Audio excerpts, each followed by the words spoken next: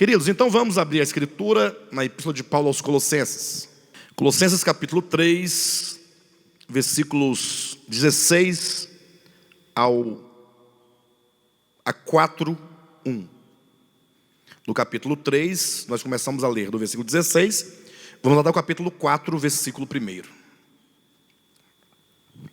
Diz assim o texto: habite ricamente em vós a palavra de Cristo, instruindo-vos e aconselhando-vos mutuamente em toda a sabedoria, louvando a Deus com salmos e hinos e cânticos espirituais com gratidão em vosso coração.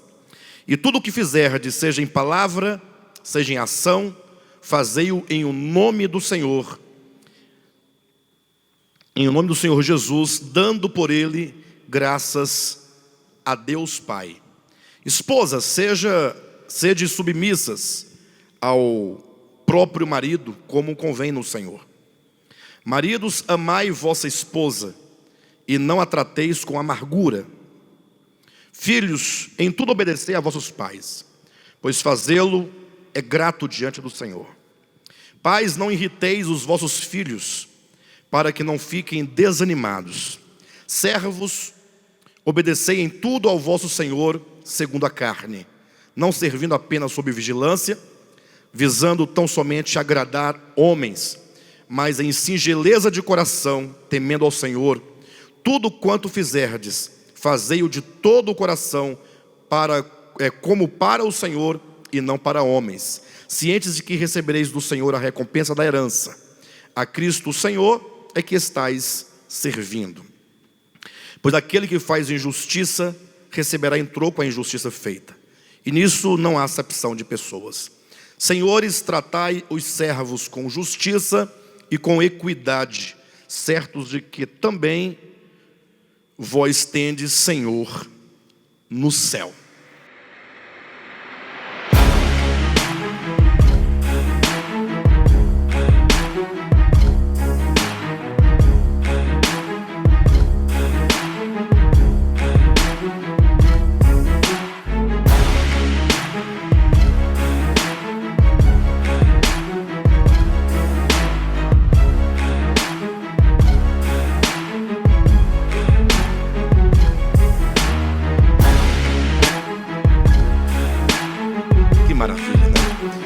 A escritura, ela é rica, porque ela trata de coisas muito práticas.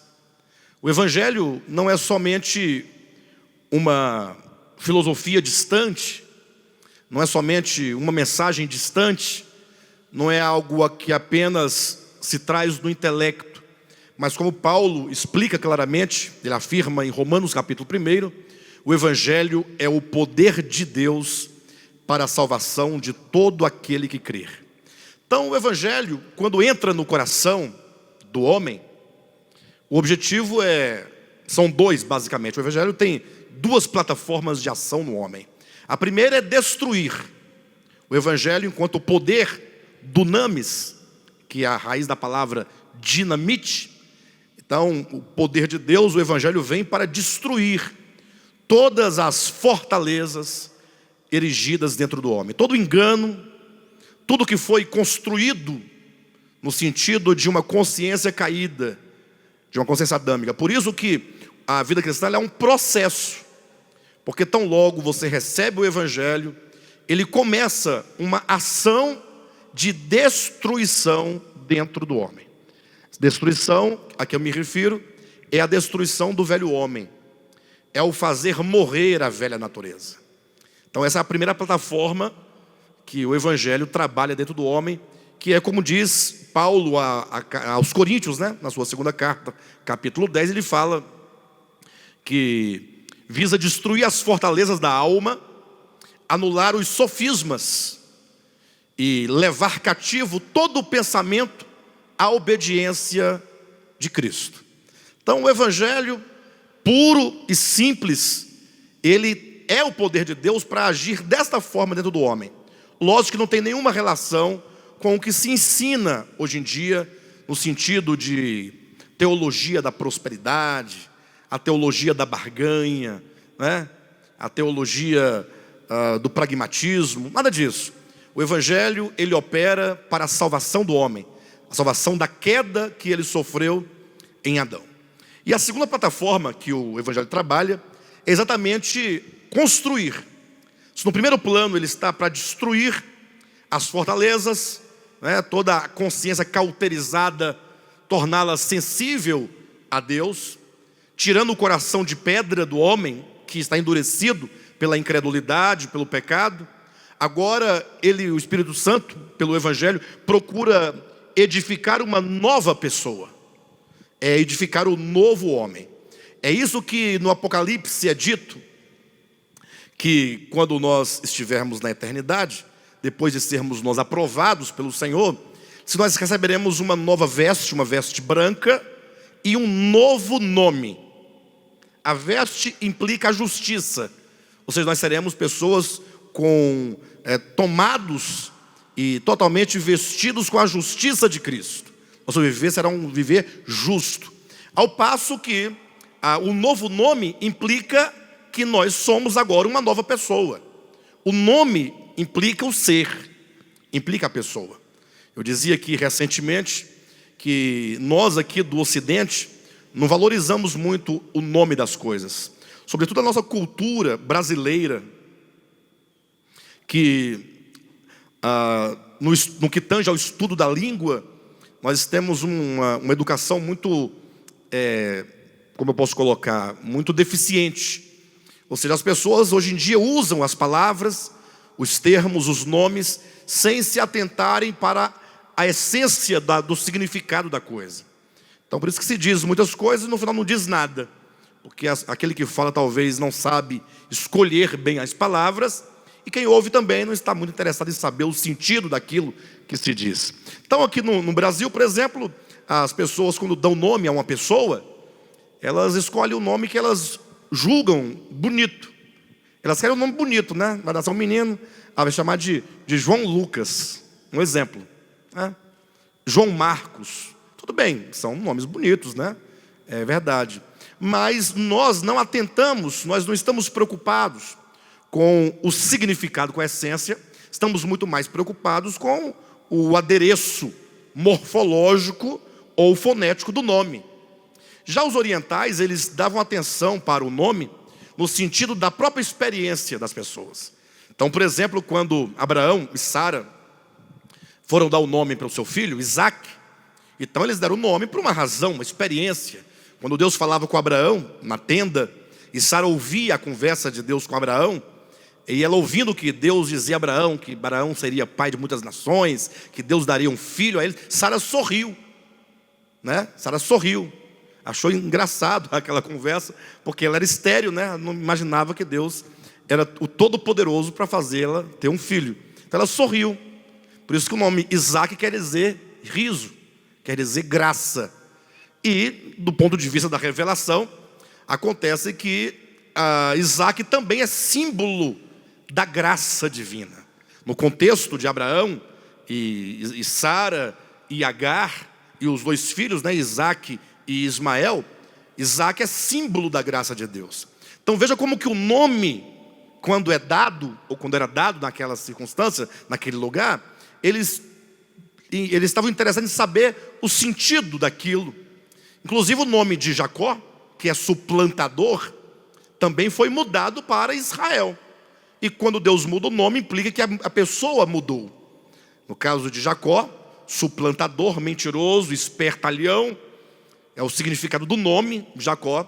Depois de uma longa noite, que então teve a experiência no Val de Jaboque, que ele lutou com o anjo, e ali então o anjo tocou na sua coxa, e ele ficou manco.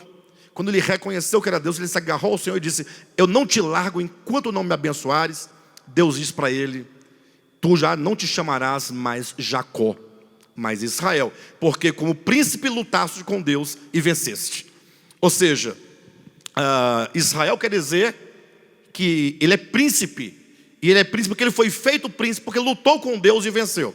Lógico, ele não venceu a Deus no sentido de golpear o Senhor, no sentido de que a vitória de Jacó consiste exatamente na sua não resistência, na sua entrega, na sua desistência de si mesmo, quando ele desiste de ser Jacó, aí ele recebe um novo nome. Então veja que receber um novo nome implica uma nova natureza, uma nova consciência, um novo coração, uma nova pessoa. Então é isso que o Evangelho faz com todos os homens que o recebem. Ele destrói a velha natureza, ele gera uma nova pessoa, ele gera um novo ser, ele gera o novo homem. E é isso exatamente que nós vamos encontrar em Colossenses, exatamente no capítulo 2, versículos 20 em diante, entrando para o 3, quando diz acerca do fato de que nós morremos para o pecado, para o velho homem, e nós ressurgimos com Cristo para uma nova vida. Então o Evangelho, veja bem, ele não é tão somente uma boa notícia de salvação espaço-temporal. Ele age dentro do coração do homem. E quando o homem, então, ele é alcançado por este Evangelho, quando o Evangelho faz um efeito, esse efeito não será meramente, como alguns dizem, né? Não, é pela fé. Ou seja, a pessoa está desprovida de alguma coisa, ela tem que ficar afirmando aquela coisa que ela não tem, e diz, não, é porque tem que ter fé. Então eu digo assim pela fé. Alguns falam assim, eu não tenho uma casa, mas pela fé eu digo que tenho, né? Você entende a ideia de fé que alguns usam? Mas não é bem isso que nós estamos dizendo.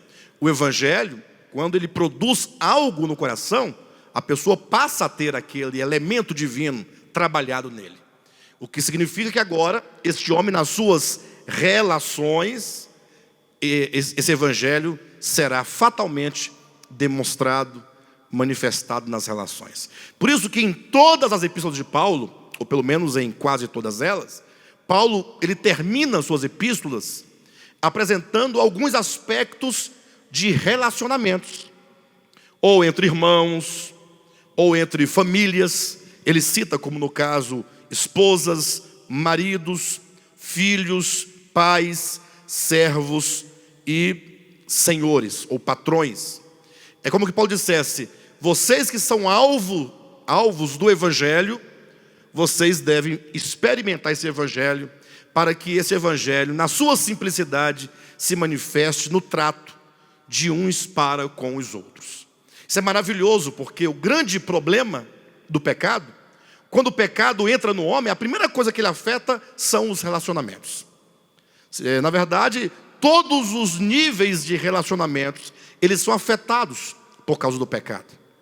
Se você observar, a primeira consequência de relacionamento que o pecado causa é gerando inimizade entre o homem e Deus.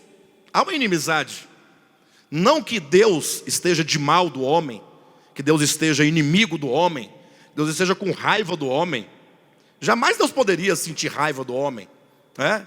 Eu sei que eventualmente alguns usam uma linguagem judicial para dizer que Cristo, quando morreu, apaziguou o coração de Deus, como se Deus estivesse atribulado com o problema do pecado. Ora, quem diz isso não deve conhecer a natureza de Deus, não deve conhecer o coração de Deus, ou saber quem é Deus. Deus, ele é maior do que todas as coisas que existem, do que todas as criaturas juntas. Deus, ele transcende a tudo, ele é eterno, ele é infinito. Como é que ele pode ficar aborrecido com qualquer coisa que aconteça de tão insignificante quanto a própria existência do ser ou mesmo do pecado? Somos nós que andamos atribulados com muitas coisas. Tudo nos preocupa, tudo. O passado para nós é uma preocupação, nós ficamos vivendo o passado muitas vezes. O futuro é uma preocupação ainda maior, que estraga o nosso presente. Mas Deus, ele é Senhor de tudo. Nada foge do controle de Deus. Às vezes nós ficamos um pouco desesperados frente ao pecado, frente às maldades. Mas Deus não está desesperado. Antes de ele criar o mundo, por exemplo, ele já conhecia o final de toda a história. Deus é paz, pura paz. Deus não se atribula, Deus não fica aborrecido com nada. Agora, é certo que o pecado, ele gera separação entre o homem e Deus, né? E Deus sempre num caminho de reconciliação, buscando suas criaturas para se reconciliar com Ele. Mas a inimizade, ela é o primeiro sinal do pecado, quebrando esse relacionamento do homem com Deus. Agora imagine só, eu costumo trazer esse exemplo, os irmãos entenderem bem, que quando Lúcifer caiu, vamos pensar nessa perspectiva, ele caiu porque ele queria ser semelhante a Deus. Não semelhante em natureza, em bondade, em misericórdia. Ele queria ser semelhante no sentido de poder ser independente de Deus. Ele queria ser um Deus, ele queria ser adorado como Deus, queria ser servido como Deus. Por isso ele não queria estar como servo. Então ele diz, eu subirei e estabelecerei o meu trono. O meu trono. Ele queria um trono para si, um reino para si. Então daí, os irmãos entendem que o pecado é o surgimento de um ego profundo, desse desejo de ser. É um desejo de não servir, de não adorar. Quando então, preste atenção nesse momento, ele começa a trazer para si alguns anjos, tentar convencê-los, ele convence com essa promessa de que eles serão como Deus. Então, em cada coração desses seres, é gerado um sentimento de querer ser, de um trono, de um reino, e de não servir e de não adorar. Então veja que o pecado vai gerando um tanto de seres egoístas, porque em nenhum deles há o desejo de servir, de adorar, de contribuir, de somar. Eles querem dividir. Imagina que agora todos os anjos caídos, cada um deles querem ser servido. Quando então vem essa proposta para o homem cai com o mesmo engano, no sentido de que você será como Deus. Agora o homem caído, ele também não quer servir, ele não quer adorar, ele não quer ter relações em amor, em submissão, ele quer ser servido e quer ser adorado. Então, a característica de cada um dos seres criados, caídos, individualmente, é sempre o egoísmo. O eu sempre estará em detrimento do tu, do eles, do vós e até mesmo do nós. Porque o nós já é mais coletivo, né? Já é inclusivo. Então o eu está sempre em oposição. De modo então que a primeira coisa que o pecado afeta no coração do homem é exatamente no plano das relações. Agora cada um deseja de alguma maneira ser servido, de alguma maneira ser adorado, de alguma maneira ser obedecido. E para tanto ele vai usar de muitas formas de violência. Gente, quando se fala de violência, e agora nessa época de eleição que passou, e ainda agora no momento atual, ainda se fala muito sobre violência, né? Em todos os aspectos, no sentido de violência, violência, violência. E de fato há sentido em tudo o que se diz sobre violência, verdade. Agora, o problema é que muitas vezes nós não vemos que a violência, ela muitas vezes é muito sutil. A violência está nos nossos lares, está nos nossos relacionamentos, está na maneira como você olha para o outro, como você julga o outro, como você trata o outro, como você mensura o outro. Até na nossa indiferença há violência. Não há somente violência física, há também violência de palavras. Há também a violência do poder, quando alguém se assenhora sobre a vida do outro. É um pai que se assenhora do filho, é um marido que se assenhora da esposa, é um patrão que se assenhora do seu empregado, é o empregado que, não podendo se assenhorar sobre o patrão, não lhe serve devidamente dentro da justiça, dentro do dever. Então nós vivemos um mundo de violência profunda. E falar de violência física, de assassinatos, homicídios, estupros e outras coisas mais, é fácil porque você está vendo, isso é patente. Se bem que muito disso tem que ser vencido na humanidade, né? Não estou aqui amenizando nem justificando, tem que ser vencido. Mas eu quero dizer que isso é notório, é claro. Ninguém tem dúvida de que há uma violência quando você vê uma reportagem de que alguém foi estuprado, por exemplo. Todo mundo sabe que há uma violência. Se houve um assassinato, há uma violência, sim ou não? Mas, E quando acontece, por exemplo, de haver uma violência de palavras, quando você agride alguém com palavras, e olha que tem umas pessoas que não sabem agredir com palavras, xingam palavrão e xingam palavras de baixo calão e não conseguem agredir o suficiente, porque essas palavras são muito mais um jogo do que outra coisa. Tem umas pessoas que sabem usar as palavras e sabem colocar as palavras de um modo tão corretamente planejado que fere o íntimo do outro, porque fere a honra, vai no profundo. Então, há muito tipo de injustiça, muitos tipos de injustiça, muitos tipos de violência nos nossos relacionamentos. Então, o Evangelho, ele busca tratar com esse problema dos relacionamentos. Tanto é que a primeira coisa que o Evangelho faz conosco é nos reconciliar com Deus. Querem ver uma coisa? Abra sua Bíblia em Romanos, capítulo 5, versículo 10. Observe qual é a ordem que o Evangelho apresenta a nossa experiência com ele. Porque se nós, quando inimigos, fomos o quê? Reconciliados com Deus mediante a morte do seu Filho, muito mais estando já reconciliados, seremos salvos pela sua vida. Então a primeira coisa que o Evangelho faz é nos reconciliar com o Pai. Essa reconciliação se dá no nosso coração em relação a Deus. Não é em relação de Deus para conosco, é em relação de nós para com Deus. Se você observar a parábola do filho pródigo, aquela palavra é muito rica, muito rica. Quanto mais você lê, quanto mais você toma aquela parábola para observar a relação do homem com Deus, mais você consegue enxergar essas verdades bíblicas. Quando o filho sai, certamente o coração do pai fica triste, ou não. Mas você não vai encontrar no texto nenhuma marca de inimizade do pai para com o filho. Nenhuma. Agora você vai ver uma profunda marca, uma eiva profunda de inimizade no coração do filho em relação ao pai.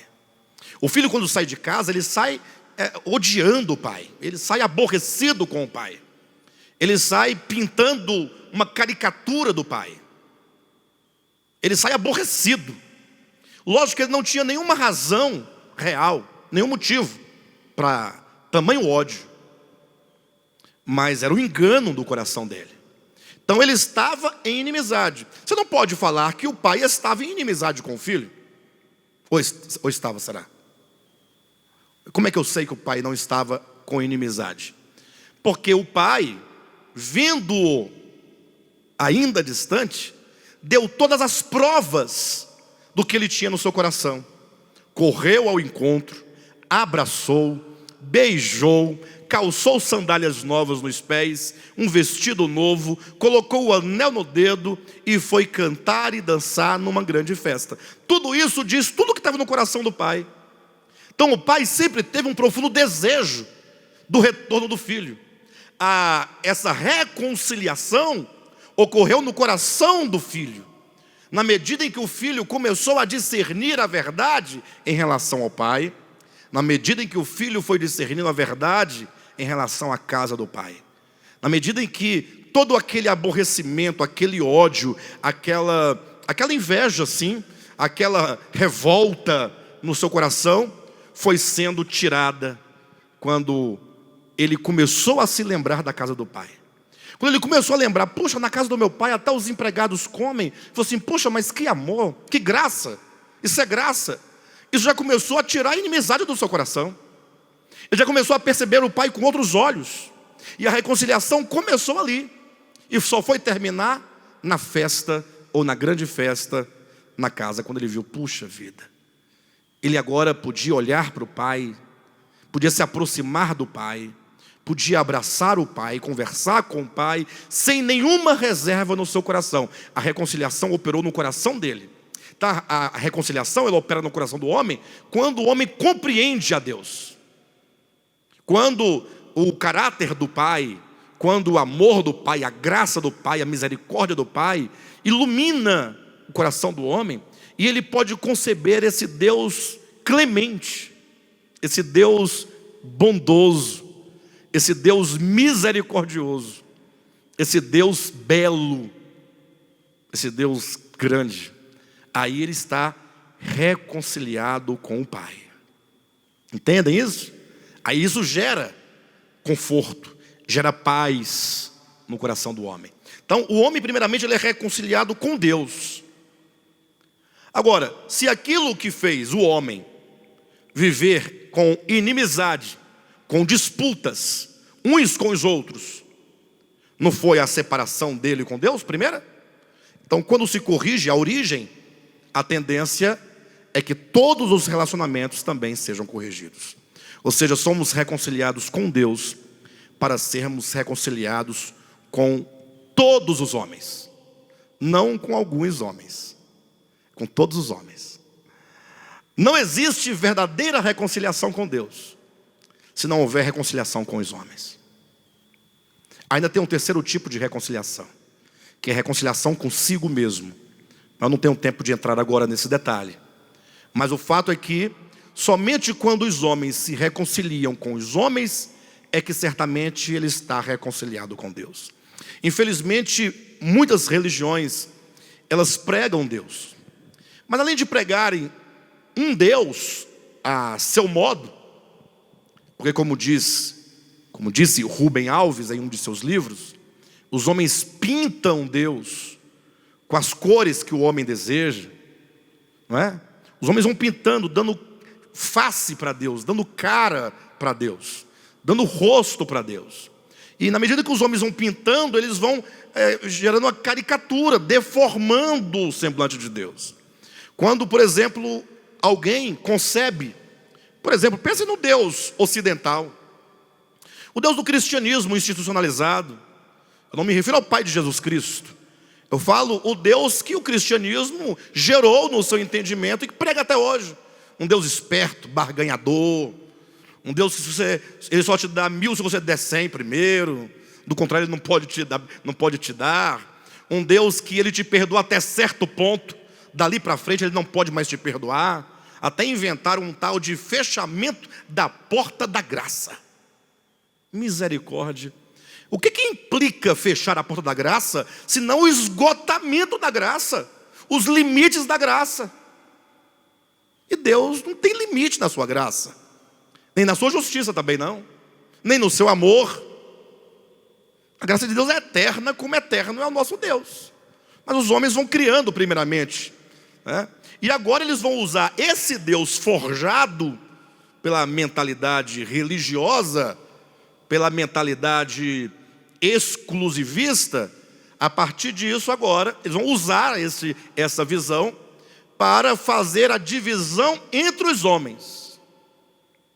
Entre os homens. Eles vão usar este evangelho para dizer que você agora não pode mais estar com a sua família, ó. Você não pode mais, porque agora sua família é ímpia.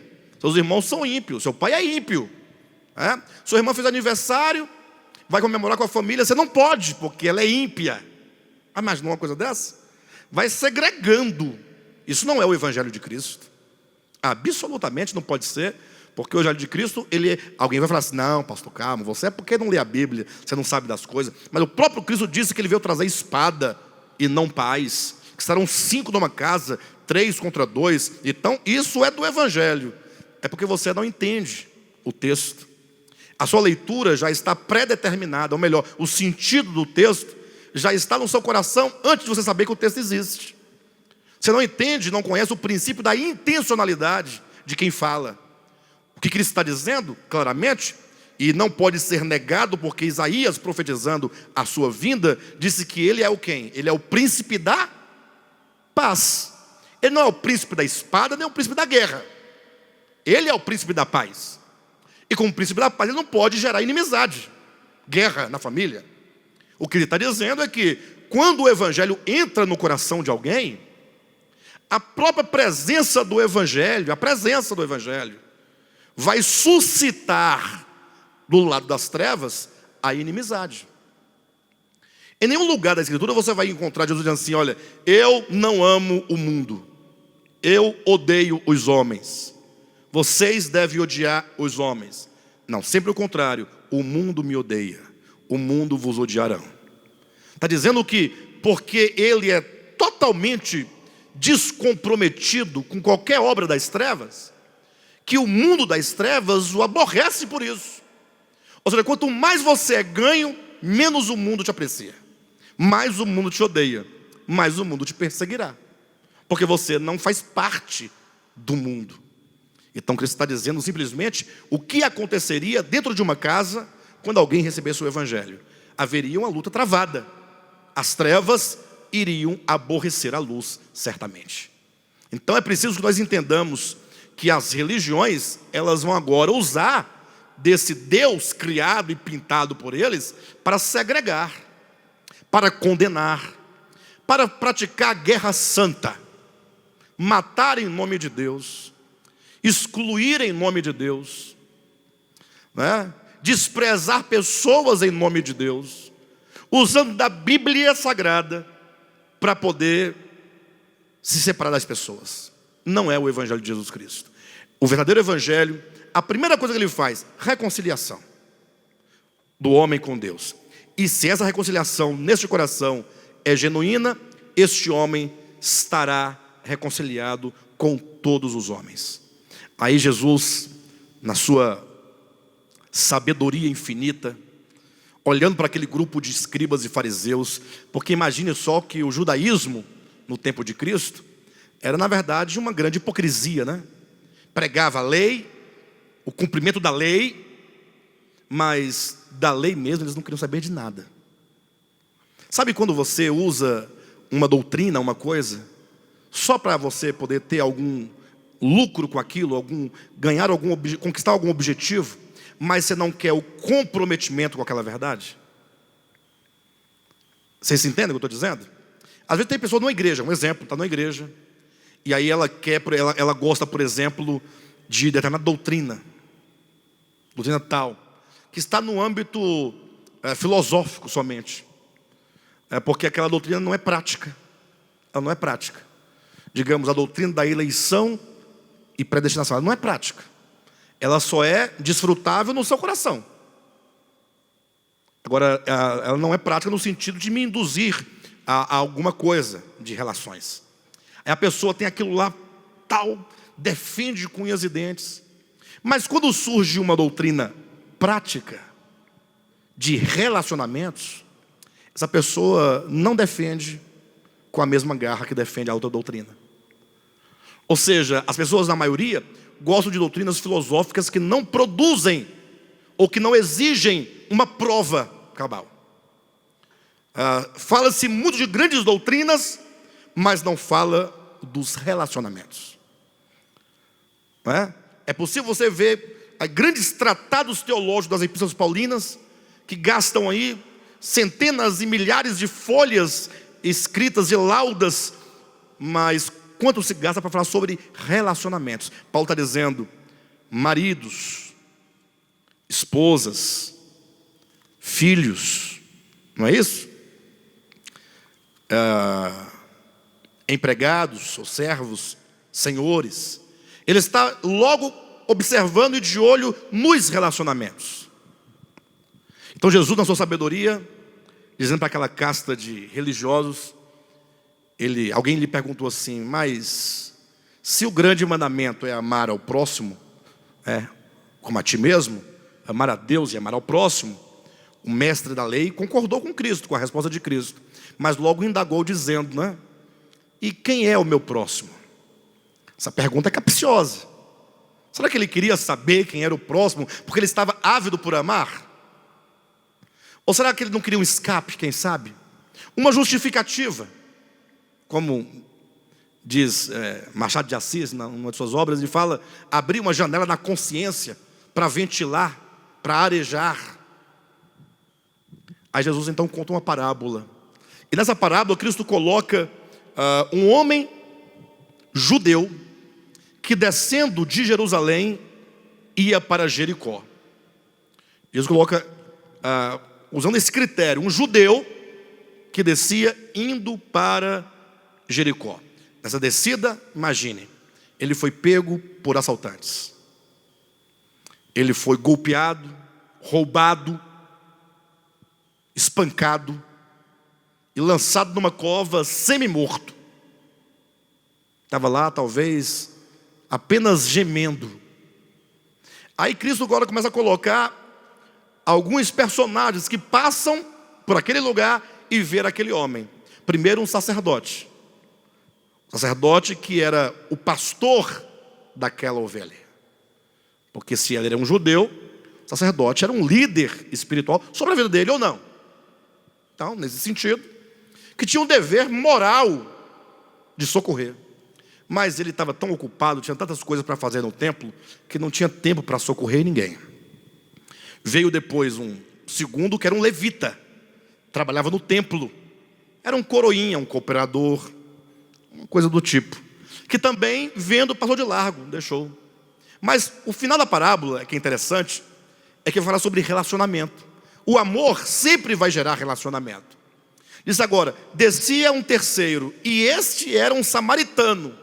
Ou seja, ele coloca um que vai descendo, que no contexto das relações entre judeus e samaritanos, eles eram inimigos.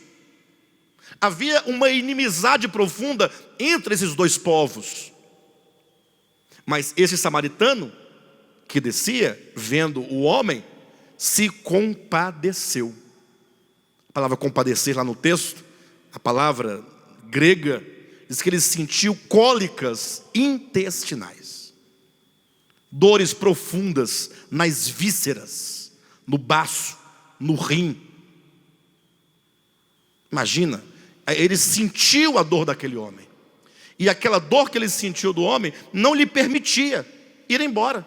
É lógico que o samaritano tinha compromissos, mas aquela dor não lhe permitia. E agora, ignorando qualquer inimizade, o amor simplesmente avança, vai até aquele homem, derrama azeite e vinho sobre as feridas. Azeite e o vinho são símbolo de riquezas. Você derramar algo precioso sobre a ferida do outro, não basta socorrer, pega ele e leva e entrega lá para alguém, sei lá, na casa dele. Não, mas ele derrama, ó. Como diria Judas, lá no outro texto, né, no outro episódio. Ou como diria, talvez, os discípulos de Cristo, ou algumas lideranças religiosas, para que esse desperdício? Lembra quando a mulher derramava o perfume sobre Jesus? Acharam que era um desperdício?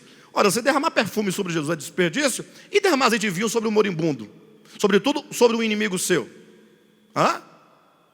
Aí, mas não, ele derramava, não como quem desperdiçava, mas como quem se entrega a si mesmo, se dá para o outro.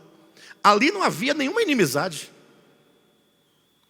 Ali havia um relacionamento de amor, ainda que fossem dois desconhecidos um do outro.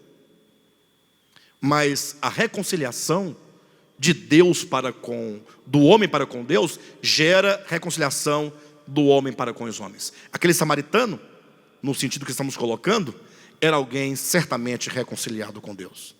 Se não fosse, não teria socorrido. O que significa que os dois anteriores não eram reconciliados com Deus, embora fossem dois homens pregadores que andavam nos lábios falando sobre reconciliação com Deus. Entende? Então a reconciliação é algo necessário. Isso como produto da salvação que opera dentro de nós. E isso é um processo. O mais importante no momento é que nós contemplemos esse quadro e vejamos a necessidade profunda de que isso opere em nós. Quando você começa a desejar por isso, começa a enxergar isso, e você começar já a sentir mal, sentir tristeza quando eventualmente você não manifestar essa reconciliação com os homens, aí você então está no caminho certo. Talvez você não vai sair daqui hoje já desse modo, né? Totalmente reconciliado com todos os homens. Mas se você sair daqui já desejoso, e você olhar então para um pastor evangélico, dos mais famosos, e ao lado dele você olhar para um ateu, um incrédulo, e ao lado uma prostituta, e ao lado um transexual, e do outro um mendigo, e colocar várias categorias de pessoas na sua vasta experiência, e você olhar e amar a todos indistintamente, não agir com deferência, de achar que o pastor tem maior, deve ser tratado com maior honra do que o outro. Não que o pastor, ou um padre, ou um policial, não tenha a sua honra no seu ofício, não é isso. Estou falando enquanto os seres humanos são todos iguais e todos são filhos do mesmo Pai. Não há diferença. Deus ama a todos. E Ele entregou seu Filho por todos. E Cristo morreu na cruz pelos pecados do mundo inteiro. Então essa reconciliação é necessária. Quando, portanto, nós lemos aqui em Colossenses, Paulo tratando esposas, sede submissas ao próprio marido, como convém no Senhor, está falando de um relacionamento conjugal em reconciliação. Em reconciliação.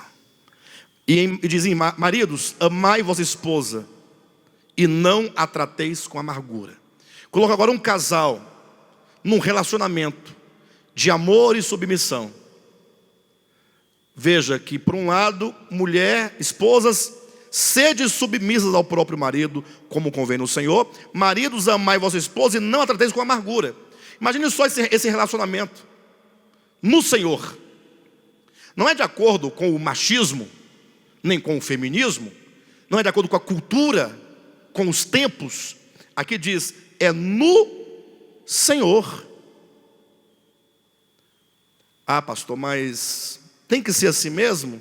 Por que o marido ama e a esposa é submissa? Tem essa pergunta, alguém pode perguntar. Talvez a mulher se sinta mais. Não poderia ser o contrário, o inverso? Então a primeira coisa a se fazer diante dessa situação é você jamais pensar que existe aqui uma hierarquia mecânica. Não há. Aqui pode até haver uma hierarquia, mas é vida, é orgânico. Na verdade, não se sinta absolutamente constrangido se você é homem, se você é mulher, se você é pai, ou se você é filho, se você é patrão, ou se você é empregado. Essa estratificação que nos faz sentir inferiores, isso aí é algo perverso e pecaminoso de uma sociedade caída. Porque quando você olha para Deus, em quem não há pecado, é pura luz. Deus é luz, dele não há treva nenhuma. Deus é puro amor, pura graça, pura misericórdia. Tudo de bom, de positivo, Deus é. Então, nele próprio se instaura essa relação de amor e submissão. E nem por isso significa que um é menor do que o outro em nenhum sentido. Quando você ler na Escritura, se depara com o tema a Trindade Divina, ou o Deus Triuno, é interessante como que, historicamente falando, há uma guerra, e uma luta, e uma briga muito grande em torno desse tema. E os crentes estão divididos por causa do Deus Triuno. Interessante, né? Aquilo que deveria unir, dividiu. Na verdade não é aquilo que deveria unir, é a percepção equivocada que levou os homens à divisão. Tem aqueles que não aceitam que Jesus morreu na cruz. Tem que ser numa estaca. Aí eu pergunto, e o que tem? O que tem a ver uma coisa com a outra? Não, porque a estaca não é cruz. Não, tudo bem, que fosse com uma pedrada na cabeça. Ele morreu pelos meus pecados. Morte vicária. Não se dá ênfase à morte vicária. Então queria saber se foi numa cruz ou numa estaca. Uma discussão totalmente tola. Mas por detrás tem uma coisa. Não podem aceitar a cruz por causa da Igreja Católica Romana, que usa o sinal da cruz. Em nome do Pai, do Filho e do Espírito Santo. Deus triuno, Pai, Filho, Espírito Santo. Como aquele grupo não pode crer na Trindade, então eles têm que tirar a cruz de cenário. Então que seja uma estaca. Só para poder driblar o tema Deus triuno. Veja que daí eles não entenderam nada de Bíblia, de Deus, nem de Deus uno, nem de triuno. Outros ficam debatendo acerca se são três, quem é maior, se é criado, se não é. E não sabe que, em primeiro lugar, Deus não pode ser conhecido por esses parâmetros humanos. Deus é um ser que não pode ser conhecido no seu ser pelo homem. Parte daí. Nós somos totalmente insignificantes diante daquele que é eterno. Nós podemos vislumbrar alguma coisa acerca dele apenas. E quando Deus, inclusive na minha leitura, é o que eu percebo, ele se revela enquanto Deus trino, não é para falar que tem três deuses, nem para discutir se é cruz ou estaca, tampouco para gerar discussão e divisão entre os homens. É porque imagine só, se Deus, sendo Deus, sem a sua criação, para ele ser amor, ele precisa de relacionamento, ou não? Sim ou não? Como é que uma pessoa sozinha no mundo, só ela, pode amar? Amar o quê? Amar quem? É aí que a Trindade surge, para falar que o Pai ama o Filho, e o Filho ama o Pai. Trindade é relacionamento. Eu sei que muita gente não gosta do livro A Cabana, eu sei. Muitos crentes já condenaram o livro sem nunca lê-lo. Outros leram e leram com os óculos dos seus predecessores e não puderam entender. Mas se você ler com o coração aberto, você vai amar, porque é um livro que demonstra o Deus Trino, não sendo três, sendo um, mas na sua triunidade, num relacionamento de amor. A Escritura, quando diz que Deus enviou o seu Filho, o Filho, ele quando buscou o Pai, falou assim: olha, Pai, ó Deus, chamando o Pai, né, de Deus, no livro está escrito a meu respeito, aqui eu estou para fazer a tua vontade. Quando Cristo veio, ele não veio porque ele foi obrigado, não veio porque ele era filho, porque ele era inferior, quem manda é o Pai. Ele veio por um profundo amor pelo Pai. Se quanto à redenção, podemos dizer que Deus o Pai enviou o seu Filho porque amou o mundo, podemos dizer que o Filho veio ao mundo porque amou o Pai. Pelo desejo profundo de ver a vontade do Pai plenamente realizada. Tem essa perspectiva, não é? O Deus Trino é relacionamento em amor. Quando você vê a revelação da Trindade, você vai ver o Pai, o Filho numa posição econômica de submissão ao Pai, e o Espírito Santo numa posição econômica em relação ao Filho.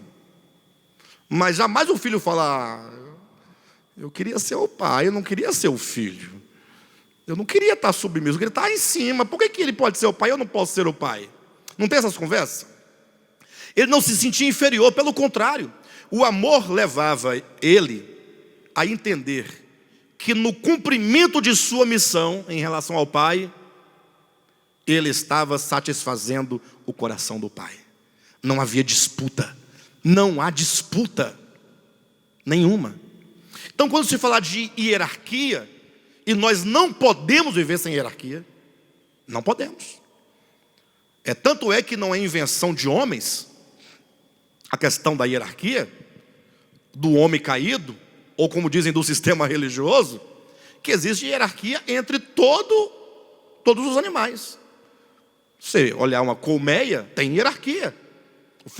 No formigueiro, tem hierarquia. Entre os leões, entre os peixes, todo onde tiver ali um grupo de animais, tem hierarquia.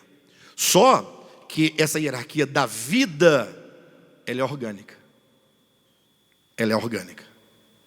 Ela não gera disputa. Não existe papel inferior. Não existe papel inferior. Existem papéis, e todos os papéis contribuem para o todo. Se tirar um papel, o todo não se forma. E, portanto, nada pode ser desprezado. A figura desse todo e da importância de cada parte foi nos trazida por Paulo, quando no capítulo 12 de 1 Coríntios, ele falou sobre os membros do corpo de Cristo. Ele fala que a mão, ou melhor, o pé, não pode dizer para o olho, porque não sou olho, não sou do corpo. Veja, ele diz, cada membro tem a sua importância.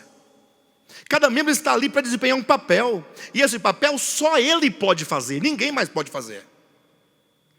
Então cada um de nós temos um papel social, um papel na igreja, um papel espiritual, um papel político na sociedade.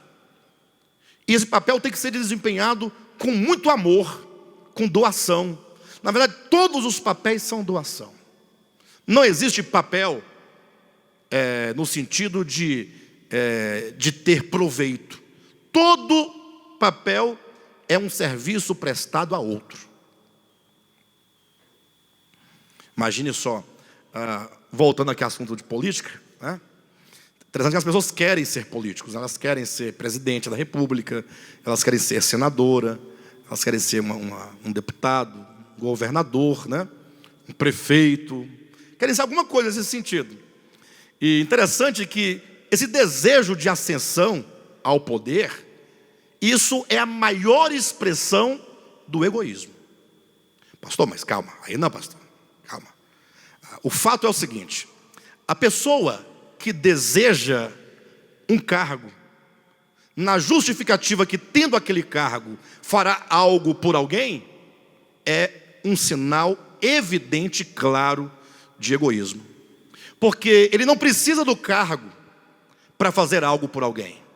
Lógico que muitos homens da nossa história, ou da história mundial, chegaram a grandes cargos, porque antes de chegarem lá, eles já estavam a serviço e numa luta real pelo povo, e independentemente do cargo, sempre lutaria a favor dos fracos, dos marginalizados, dos pobres. É mais ou menos assim. Em vez de quando chega a pessoa e fala, pastor, aqui na sua igreja, como é que faz para ser pastor? Tem que fazer um curso, faz o quê? O que tem que fazer? Eu falo, não, aqui não tem que fazer nada. Nada? Não. É só ser você mesmo.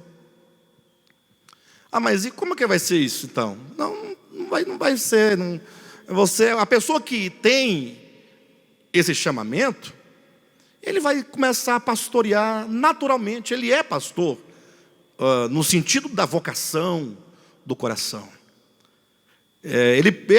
Aí todos começarão a perceber. Ele vai ser um foco de atração das pessoas. A ovelha, precisando ser apacentada, vai se aproximar facilmente dele, sem que ele tenha o cargo ou a posição. Logo todo mundo vai saber que ele é pastor, e logo a igreja e o ministério não poderá fazer outra coisa senão reconhecê-lo como tal. É uma questão de reconhecimento, não é uma questão de fazer algo para conquistar aquele posto, né? Para conquistar aquele posto.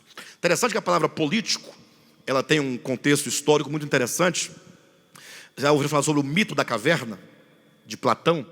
É um texto maravilhoso, salvo engano, está no 7º livro do livro A República, de Platão. Eu falo 7º livro do livro A República, é um livro que tem 10 capítulos, e cada capítulo é chamado de livro. Livro 1, livro 2, livro 3. Então essa alegoria está lá para representar que os homens estavam dentro de uma caverna. Entenda comigo isso aqui, dentro de uma caverna. E aí, presos, algemados, e estavam lá por anos a fio, nasceram lá dentro, por uma situação que o texto desconhece. O fato é que eles não conheciam nada, além das trevas da caverna, e algumas sombras, que passavam na parede à frente, porque havia entre eles e um muro, havia uma fogueira, e algumas pessoas transitavam lá atrás, com jarros na cabeça, e a luz da fogueira projetava suas sombras à frente deles, que estavam amarrados. Então eles viam aquelas sombras e ouviam vozes, não é? Então para eles o mundo e a realidade era aquilo que eles viviam. Aquele lugar mal cheiroso, aquele lugar frio, aquele lugar escuro. Diz que um dia um deles conseguiu se livrar das algemas, e começou um processo de libertação daquele lugar. E olha que para alguém que está amarrado, algemado, né, por muito tempo, o primeiro problema que ele vai enfrentar é do seu próprio corpo. Se mover dói. Se mover dói, é difícil. É difícil romper a inércia. Nesse caso, a ignorância. O texto está falando da ignorância. Mas ele vai vencendo. Daqui a pouco ele começa a se mover, vai caminhando, consegue subir a ladeira, caverna subterrânea, e ele consegue então chegar lá em cima, então consegue enxergar um outro mundo. Lógico também que ele lutou contra a própria claridade, ele sofreu, foi agredido pela luz, mas ele foi vencendo todos os obstáculos. Enfim, uma vez ele chegou lá em cima, que ele viu, o que ele poderia fazer agora? Ele conseguiu chegar onde todos gostariam de chegar. Eu estou falando aqui do posto do político, né? Alguém que almeja um posto político. Lembra esse ponto? Então ele conseguiu chegar num lugar mais alto, livre. Mas ele podia desfrutar dos frutos, das árvores, dos riachos, nesse mundo belo, maravilhoso. Mas agora que ele está lá fora, ele é tomado de um profundo desejo e, sobretudo, de uma profunda dor em relação aos homens que estão lá embaixo. Agora ele vai descer lá embaixo para libertar outros. Esse que alcançou essa sua libertação e que agora vai descer, este é um homem político. A palavra político surge dentro desse contexto. Político vem de polis. Olha a raiz da palavra polis. Quem sabe o que significa polis? Poliglota, policromia, poligamia. Polis significa o quê?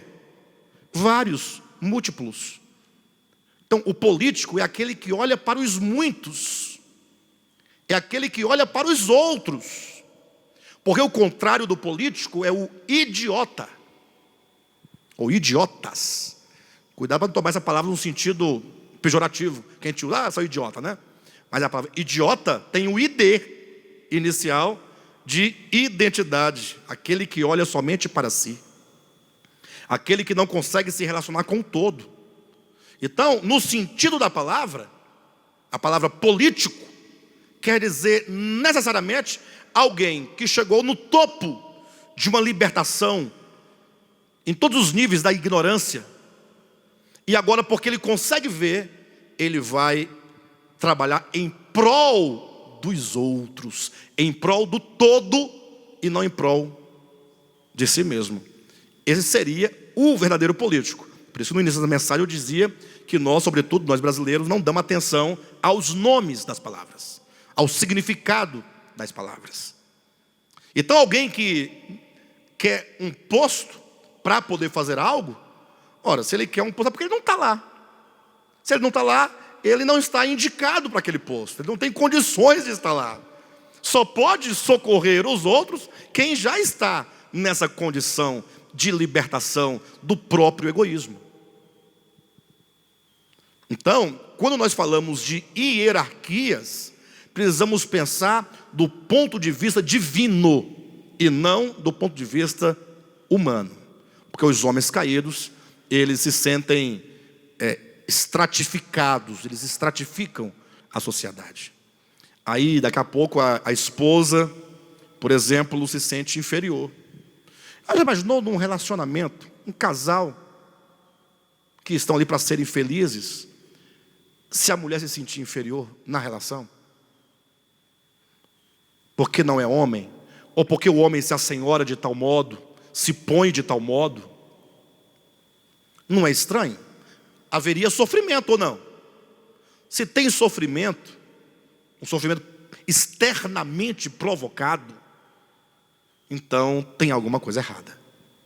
Quando fala, esposa, seja submissa ao próprio marido, maridos, amai vossa esposa e não a trateis com amargura, fala de duas pessoas que, uma vez reconciliadas com Deus, e agora reconciliadas consigo mesmas, podem agora desenvolver um relacionamento dinâmico em amor, ou de amor e submissão. E eu pergunto, tem alguma coisa mais submissa do que o próprio amor? Marido, amai vossa esposa, sugere que essa relação gera submissão mútua. Submissão mútua. Mas não é para chegar em casa e falar, tá vendo? Pastor falou que você tem que se submeter. Já está fora do princípio. Não é isso. É você tratar o outro como alguém amado por Deus. Agora, muitas vezes, nas nossas relações, marido e esposa, pais e filhos, servos e patrões, muitas vezes essa relação ela é desgastada por falta de reconciliação consigo mesmo. A pessoa não se sente perdoada, não se sente amada, não se sente aceita. Ela própria cria uma série de barreiras, de dificuldades, que vão refletir fatalmente nas relações. Uma pessoa amargurada, se você estiver perto de alguém amargurado, a tendência é que você se aborreça, não é? Essa pessoa vive com essa cara fechada, vive gritando, vive fazendo. Mas você já parou para pensar que essas amarguras, elas são um reflexo de uma alma não apaziguada com Deus e não apaziguada consigo mesma? Não entendeu. Essa pessoa precisa se descobrir, se entender e saber o valor que ela possui para Deus e, consequentemente, o valor que ela tem para si mesma e o valor que ela tem para o outro. Então, quando a pessoa está reconciliada com Deus, reconciliada consigo mesma, ela agora vai poder ter um bom relacionamento sem nenhum problema, sem nenhuma diminuição, sem nenhum estigma. Mas pastor, tem que ser submissa ao marido? Entenda que isso só é possível no Senhor. Fora disso, qualquer relacionamento é carnal e é caído. Por isso diz em seguida: filhos, em tudo obedecei a vossos pais, pois fazê-lo é grato diante do Senhor. Imagine um filho obedecendo aos pais. Puxa, a coisa mais dura para um filho, na maioria das vezes, é obedecer aos pais. Às vezes obedece por medo da disciplina, não é? Às vezes obedece por uma barganha, porque se eu fizer tudo direitinho, meu pai vai fazer, vai gostar muito de mim, vai se agradar e vai me dar alguma coisa. E os pais muitas vezes erram, inclusive barganhando com os filhos. Você faz isso e papai dá isso. Aí acaba gerando um tipo de relacionamento carnal, porque não se aprende a obedecer pelo amor, pelo reconhecimento de quem é o pai. Na verdade, os nossos pais, eles são figuras do verdadeiro pai, verdadeiro e único pai. Quando Jesus disse: a ninguém chameis de pai, senão ao vosso Pai Celestial, Ele não está dizendo para você não chamar o seu pai de pai.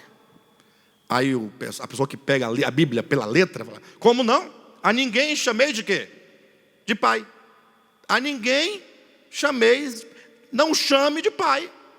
Pronto. Está escrito. Uma leitura equivocada não faz com as pessoas, né? Ele está dizendo assim: olha, que você não confira a sua origem a nenhuma pessoa. Só tem um que te deu origem, te deu vida. Só tem um progenitor.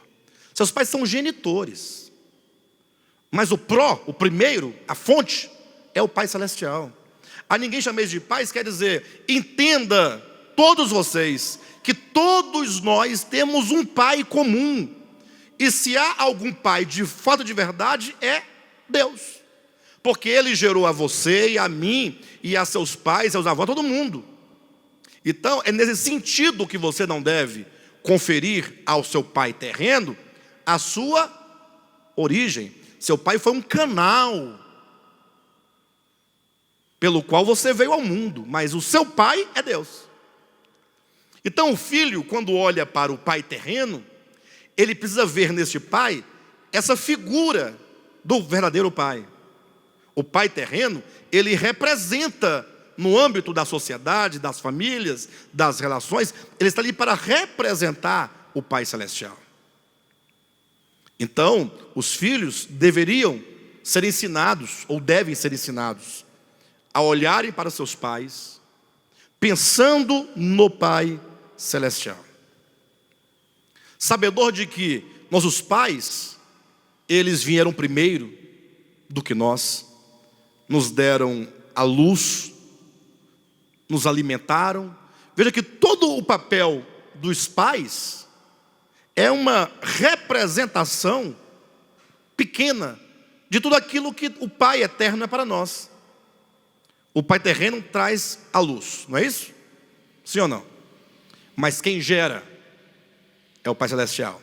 Mas um está para o outro, numa escala temporal e na realidade em Deus. E aí o Pai, ele cerca de cuidados o filho, sim ou não? O Pai terreno abraça, esquenta, não é? Dá água, prepara o alimento. Todo esse cuidado, cercando de amor, de carinho. Depois o pai educa, não? Isso aqui tudo diz respeito ao que o nosso Pai eterno faz em larga escala. Então os filhos precisam entender que nessa relação pais e filhos, nós devemos elevá-la ao plano do sentido espiritual, de que os filhos devem ser gratos pelos seus pais terrenos. Gratidão é a melhor coisa que existe. Não raras vezes falta nos filhos gratidão. E aí o filho às vezes quer justificar: não, meu pai bebe. Então o filho desobedece o pai, xinga o pai, não respeita o pai e quer justificar: meu pai bebe. É como se porventura tivesse alguma justificativa. Ele é seu pai, ele continua sendo o seu pai terreno.